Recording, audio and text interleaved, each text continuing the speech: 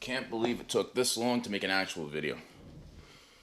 Anyways, we're back.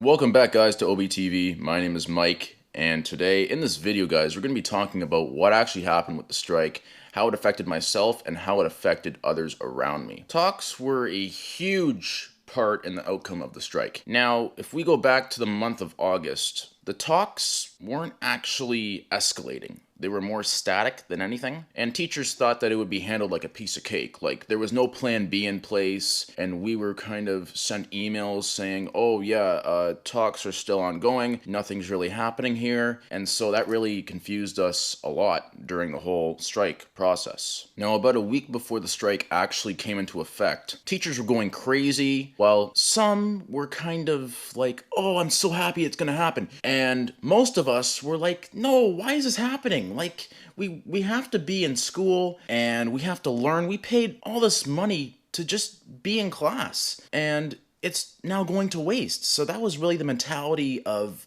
everybody involved, as you can kind of see there. Then, on October 16th, 2017, the strike finally came into effect. Lots of teachers were seen picketing outside of their respective colleges across Ontario for a number of factors. But the one factor that really stood out was job security. This is the most important thing that the colleges did not want to give out. Now, aside from that, I actually used a strike along with my fellow classmates to get ahead, do some unfinished work, and also produce some YouTube videos. Now, going back, if things didn't get any more worse than it was, if I could say something, it would be that the colleges were reluctant to meet at the bargaining table with OPSU and the rest of the bargaining team. They only met at the bargaining table 4 times during this whole process. When the strike was about to reach its 5th week, this is where things get a little interesting. International students were worrying about their visas. You had 500,000 students still out of school trying to figure out what the hell to do. And then there was a little light bulb that suddenly lit up my brain. Now, I had been doing radio commercials for the past 3 months. When it came to that point, I thought,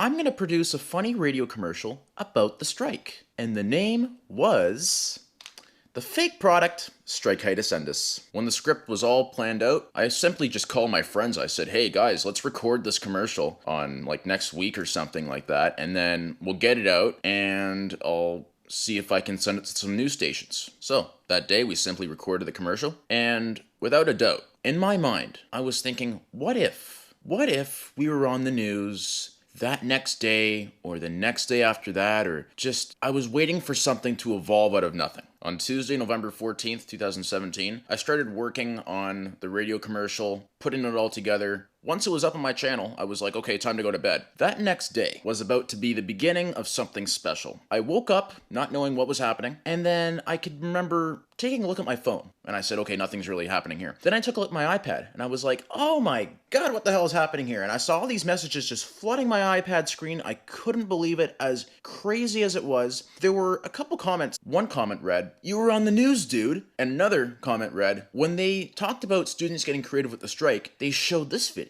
And I was like, what's happening here? From that point, I simply dropped my iPad, raced downstairs. Well, I actually took my iPad with me. And I said to my dad, I go, Dad, turn on the television. He goes, wait, what's happening here? I said, just turn on the television. He goes, oh, okay. So I said, go to CP24. And he's like, all right. And so he turned it on. He goes, okay, what do you want me to see? I go, all right, now wait for 15 minutes. He goes, okay, all right. And then I said, all right, now I think this is it here. And so it came to the point where the byline was there and it said, students are getting creative with the strike. I'm like, all right, here it is. So they started to show the commercial. My dad goes, oh my god. And it played the commercial from, are you tired of seeing meaningless days go by? And then that's when everyone started to freak out and it just became reality. But then from that point I thought, maybe there's more.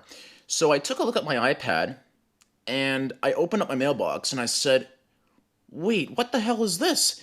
And I see an email from one of the producers at CP24 saying, would you guys like to come in for an interview? I was like, oh my god, this is so sick. So I ended up just, I took my iPad upstairs, I started contacting my friends who actually helped me with the commercial. But when I took a look at the email, it said that our interview time was at 9:30. It was 9:15 where I was, so I said, okay, hold on, we gotta reschedule this. So I said, okay, can we reschedule this at 12:30, and the producer said, yeah, sure, that works for us. And I said, great. So I'll meet you guys down at the studio with my friends at 12:30 p.m. because some of them live in like Mississauga, some of them live in Vaughan, so it's kind of spread out, and they need time to actually get down to Toronto and kind of be there with me, and it's just traffic and everything. It kind of just makes it a little chaotic. And they said, no worries, we'll figure that all out when you guys get there. I said, great, thanks, we'll see you there. So at that point, I started contacting my friends, and they were going nuts because they couldn't figure out what the hell was happening. And they were really excited, kind of shocked that it actually made the news the first day, because I sent them a news tip overnight, and they were trying to figure out what was happening. And so the producer actually loved it.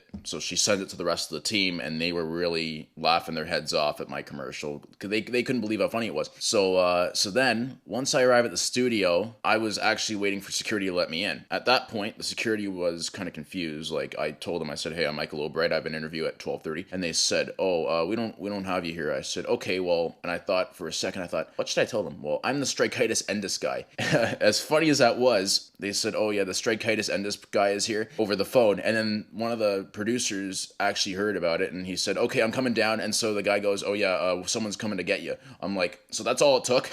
So I mean, that was as funny as it was, and kind of really left me laughing the whole time. So once I got in, the production crew met with me, all the producers, even the person who actually looked at my email, and she said, are you in television broadcasting, journalism broadcasting? I said, no, I'm actually in radio. She goes, whoa, I didn't even know they did that in radio. On top of that, I also got to meet with the TTC chair, Josh Cole, as well as the head of the Toronto Police, Michael McCormack, and Stephen LeDrew, who actually interviewed us on the couch on November 15th, 2017. And guys, what I'll actually do is I'll put the link to the actual interview video in the description for you guys to check out. I don't know if you'll be able to access it on a MacBook or anything, but I think you can access it on a tablet or a phone. It's pretty good. You just need Adobe Flash Player. I think that's really the only thing. Now, the aftermath that followed the interview was pretty surreal. All my friends from my former high school started texting me and emailing me and telling me on Messenger, hey, Mike, you were on TV. This is so cool. And so all those emotions kind of ran high, and it was just a really crazy day, a really cool day, just a day that I'll never forget in my life. And being able to share it with all my friends who I made the video with, and I have them to thank as well for it. Now, on November 16th, 2017, the government finally, I'm going to say it again, finally figured out that solving the strike was more important than dealing with the minimum wage. So yeah, we have two options here, the minimum wage and the longest Ontario college strike in Ontario college history. And it took them 5 weeks to figure it out. What they should have done is they should have resolved it during the second week, because I know talks were kind of hard in the first week. They should have gotten to a consensus and then worked around that and then figured it out. But instead, it took them 5 weeks to finally figure it out that this was more important and this should have been dealt with before. So guess what their plan was?